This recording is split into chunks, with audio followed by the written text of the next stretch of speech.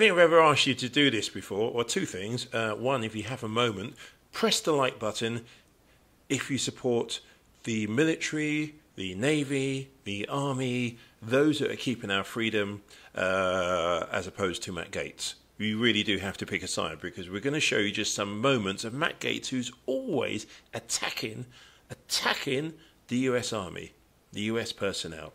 And also, if you get a moment, please press the thanks button and buy my team a coffee, $1.99.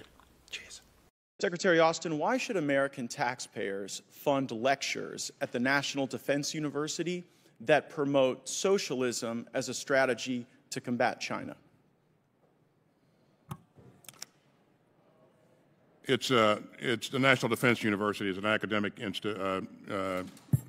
institution, and I don't know of any such lecture. But well, that's surprising because it was widely reported. The National Defense University had Thomas Piketty come, and this was the title of his lecture, Responding to China, the Case for Global Justice and Democratic Socialism. So now that you know that they did this, would you agree that embracing socialism is not an effective strategy to combat China?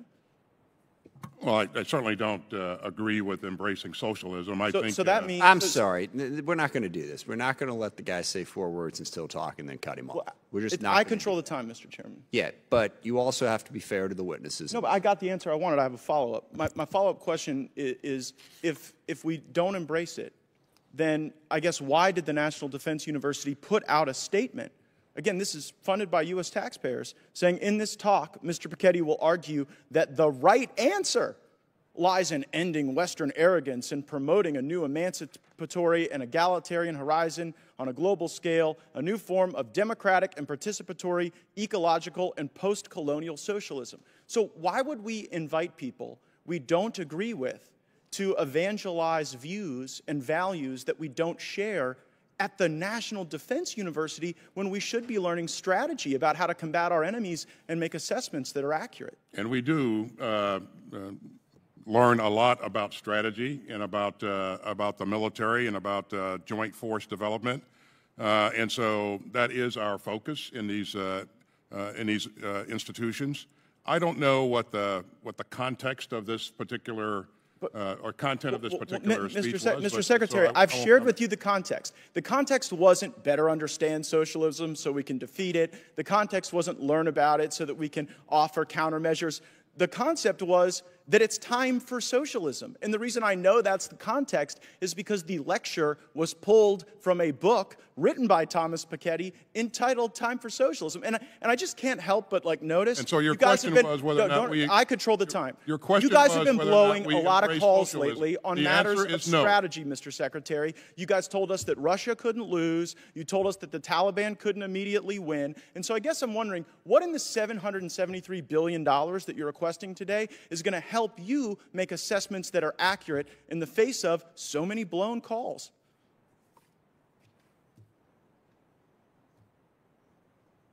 You've seen what's in our budget. You've seen how the budget matches the strategy, and so I'll let that speak for itself. Well, I mean, I've also seen that we're behind, Mr. Secretary. We're behind in hypersonics. We failed to deter Russia. Last year, China what do you mean we're behind in hypersonics? How do you? Okay, who's ahead in hypersonics? How do you make that assessment? I don't know. I make that assessment because China is fielding hypersonic weapon systems and we are still developing them. I make that assessment because Russia actually used one. By the way, your own people brief us that we are behind and that China is winning. Are you aware of the briefings we get on hypersonics? I am certainly aware of briefings that we provide to Congress. But it's not just the hypersonic. It's all over the world. It's in Taiwan, where China last year flew more sorties than ever before. It's North Korea, on pace to shatter prior records, the number of missiles that they are testing. And so while everyone else in the world seems to be developing capabilities and being more strategic, we got time to embrace critical race theory at West Point, to embrace socialism at the National Defense University, to do mandatory pronoun training. Do you assess? You know, it's again, this is the most capable, the most combat credible force in the world. It has been, and it will be so going forward. Not if And we this continue budget down this helps us path. to do that. Not if we embrace And socialism. the fact that you're embarrassed by your country. By Oh, your no, no, no. I'm military, embarrassed by your leadership. I'm sorry for I am that. not embarrassed for my country. I wish It's we were what not you're losing saying. to China. It's I what wish you're we were. saying. You know what? That's you know that is so. That is so disgraceful that you would sit here and conflate your failures with the failures of the uniformed service members. You guys said that Russia would overrun Ukraine in 36 days. You said that the Taliban would be kept at bay for months. You totally blew those calls. And maybe we would be better at them if the National Defense University actually worked a little more on strategy and a little less on wokeism. Has it occurred to you that Russia has not overrun Ukraine because of what we've done and our allies have done? But that was Have baked you into ever your even flawed thought about assessment. That was baked into your flawed assessment. And so yeah, I saw that the Obama administration fact that we tried helped to the destroy Ukrainians our was a military flawed by assessment? starving it of resources, and it seems the Biden administration is trying to destroy our military by force-feeding it wokeism. I yield back. Gentleman's time has expired. Mr. Keating's recognized. A diverse and inclusive force is a war-fighting imperative. This is on a slide at the Air Force Academy. General Clark, do you agree with that statement? I do agree with that statement, sir. So, I mean, were the Mongols diverse? Well, sir, I'm not really as versed on Mongol warfighting as I am on how about the U.S. Vikings? warfighting. Were the Vikings diverse? Again, sir, I'm looking at our country, the most diverse country in the world. Sure, but this is about a war-fighting imperative. How about the force in Ukraine? Are the Ukrainians fighting the Russians a diverse force? Sir, once again, my concern is the people that I'm charged to build into leaders. Right, but you would acknowledge that throughout history, including present history, that statement hasn't borne true in every example, right? Sir, what I would say is that those countries have to rely on the full force of their population to build a war-fighting force to win our wars, and that's why it's important for us to be diverse, because our nation... So let's look at the population that actually makes up the fighting force frequently. Now, we have more men than women, right? 70-30-ish? That's right. correct. And of the men we have, most of them are not transgender men. Most of them are cisgender men, right? Yes, sir. But yet, at our academies, we push something called the Brooke Owens Fellowship. Are you familiar with that? I am, yes, sir. And in that fellowship, it specifically says, if you are a cisgender man, this program isn't for you. So you just said that your answer on why we do this full hug of these diversity concepts is because it's all about the fighting force that we draw from, but you're literally pushing a program in the academies that says if you're a cisgender woman, a transgender woman, a non-binary, agender, bigender, two-spirit, demigender. What's demigender? Sir, that's a term of the people that are eligible for that particular scholarship that is available to. It's a person who looks at their gender in a different way than I do, sir. Well, sure, that's all of these people. You're a cisgender man. You don't even get to apply. Well, do you know what demigender really means? I'm not really sure, sir. Right. So, do you know what agender means? All one word, not a space gender, but agender. Sir, I don't. Right. So here we are pushing a fellowship, calling for people that you don't even know what the words mean, and the number one group of people, the cisgender men, are excluded. Now, in the name of diversity, equity, and inclusion, should we be pushing programs that we can't define that exclude the largest group of service members? Well, sir, first, that program is not an Air Force Academy program. It's a program open to our entire country. Right, so but you guys advocate for it within the academy. We allow our cadets to apply for it. Why are you allowing your cadets to apply for a program when you cannot define the basic terms of eligibility? Because it's an opportunity for us to develop them as warfighters, and we look for every opportunity that we can. But you don't even know what the words mean. How can you use this as a way to develop the warfighters if you don't know what it means? Well, some of those terms may not be applicable to us at the Air Force Academy, but some are. But if you don't know what they mean, it's hard to tell if they're applicable or not. So I think one of the reasons why some of this stuff has gotten into the academies is because we don't have the same oversight from the Board of Visitors. And, Mr. Chairman, I seek unanimous consent to enter into the record an article from the Washington Examiner entitled, "To Push Woke Ideology, Biden Illegally Gutted Military Academy Oversight Boards." And so in this piece, it goes through a timeline where on September 8th, 2021, all of President Trump's appointees were fired. On September 17th, Secretary Aistin created Board of Visitors subcommittees, and then he populated those subcommittees with people who weren't on the Board of Visitors. Have you ever seen that happen before?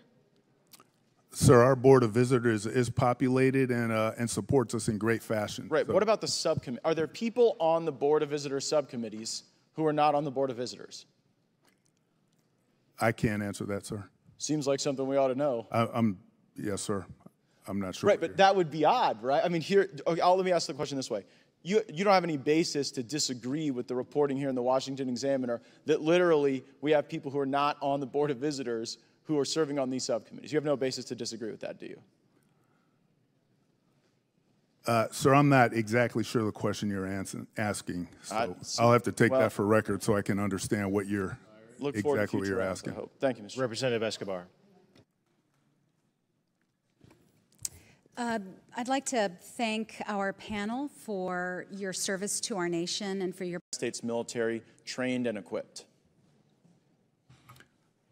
Congressman, I don't have that figure. I can get that figure for you. Ballpark, just, you know, how many? Congressman, it would be a wild guess right now. Seems like something we should know, right? Over the years, we have trained a substantial number, especially in the Gulf of Guinea states, including like more than 10,000? It is more than 10,000. More than 50,000?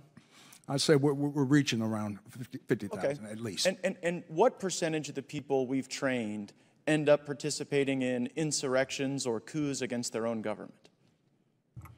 Very small number, Congressman, very small number. So what percentage do you think? I'd say probably less than 1%.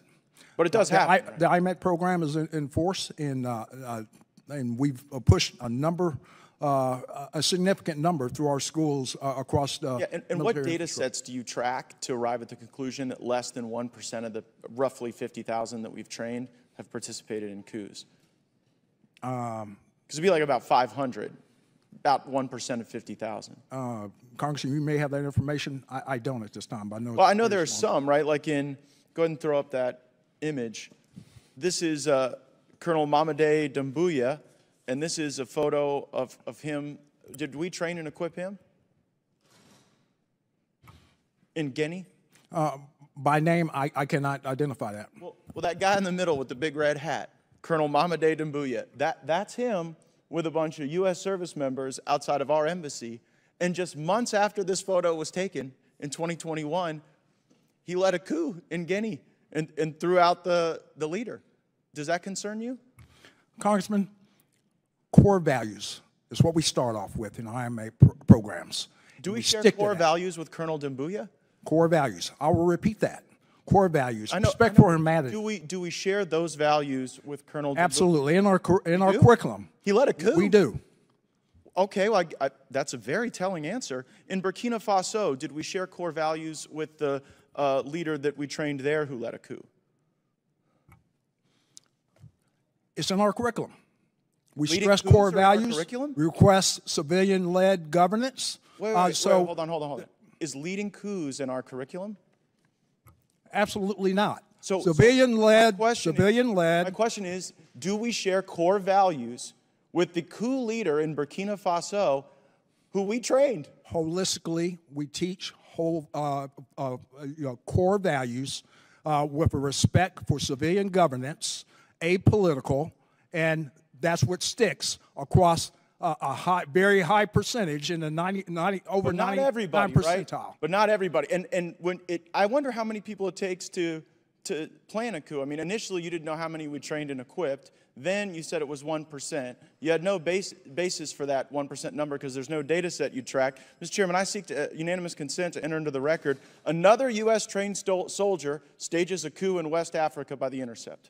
Without objection, so ordered. And I further seek unanimous consent to enter into the record. U.S. forces trained the Guinean colonel behind the recent coup in West African country, and this is regard to Guinea. Without objection, so ordered. So I guess the question is, why should U.S. taxpayers be paying to train people who then lead coups in Africa?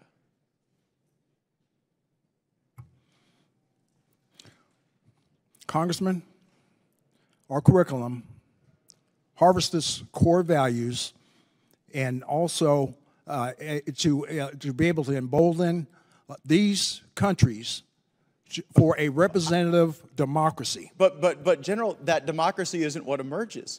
The problem is, I know you may have great confidence in what you're teaching, but when two governments have been overthrown, I guess how many governments have to be overthrown by people we train before you sort of get the message that our core values might not be sticking with everyone? Is it 5 countries? 10? We'll continue with our persistence in assuring but do you think it's that they harbor democratic norms, democratic values. Just a moment ago, you said we shared core values with Colonel Doumbouya. You said that just moments ago in response to my question, and his core value seems to be leading a coup. So I don't think it's stuck. I think we should at least know how many countries we train the coup plotters in. How many is too many? Because clearly 2 is not too many, and I think we could use our resources far more effectively than doing this. Gentleman's time's expired. Chair, and I recognize the gentleman from New York, Mr. Ryan, for 5 minutes. Thank you, Mr. Chair. Somebody take them away. The media, you saw what happened. In particular, I just want to thank. Yeah. They hate free speech. They hate free speech.